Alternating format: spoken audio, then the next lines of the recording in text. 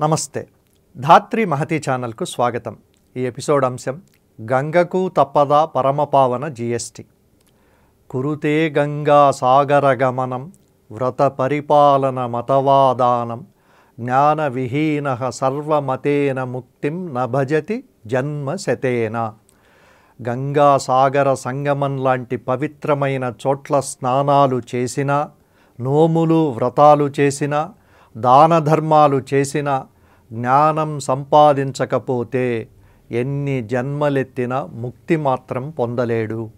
భగవద్గీత కించిదధీత గంగాజల లవ కణికాపీత సకృదపియేన మురారి సమర్చ క్రియతే తస్య యమేన న చర్చ. భగవద్గీతను కొంచెమైనా చదివినవారు, గంగాజలాన్ని ఒక చుక్కైనా తాగినవారు, భగవంతుడైన మురారిని ఒక్కసారైనా పూజించినవారు యముడికి భయపడాల్సిన పని లేదు, యముడితో చర్చే ఉండదు. అంటే మృత్యు భయం పోతుంది అని అర్థం. శంకరాచార్యుల భజగోవింద శ్లోకాలివి. మొదటిది 17వ శ్లోకం, తరువాతిది 20వ శ్లోకం. ఒకే స్తోత్రంలో ఒకే విషయం మీద కొంత వైరుధ్యం ఉన్నట్లు కొందరు పండితులు తలలు కూడా బాదుకున్నారు. ముందేమో గంగా సంగమ స్నానాలెన్ని చేసినా జ్ఞానమే ముఖ్యమని, వెంటనే 2 శ్లోకాల వ్యవధిలో ఒక చుక్క గంగాజలం తాగితే చాలు, యముడు చర్చకు వస్తానన్న సమయం లేదు పోవయ్యా అని ధీమాగా అనొచ్చు అని అంతటి శంకరుడు ఎలా అన్నాడు స్మి అని ఎడతెగని చర్చ జరుగుతూనే ఉంది.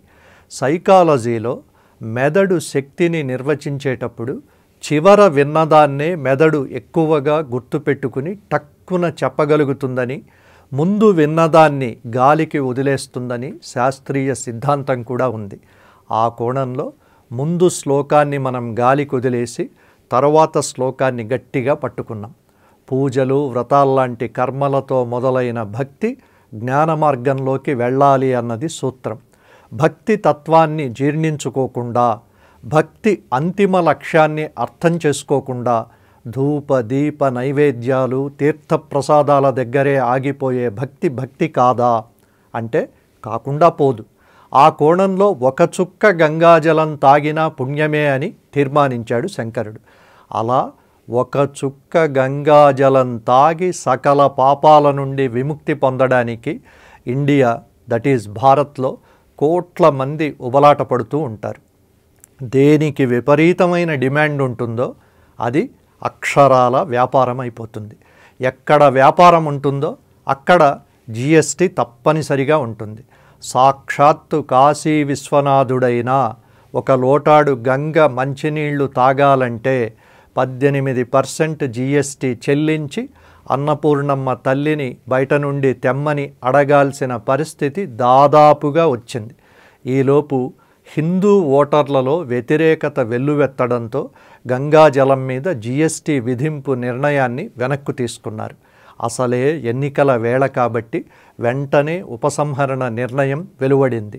ఎప్పుడో 1200 ఏళ్ల కిందట కాలినడకన ఆ సేతు హిమాచలం 4 సార్లు తిరిగినవాడు కాబట్టి శంకరుడు అప్పటి అనుభవంతో చుక్క గంగనైనా తాగి పుణ్యం మూటగట్టుకుని బతికిపుండి అని భజగోవింద శ్లోకాల్లో అన్నాడు.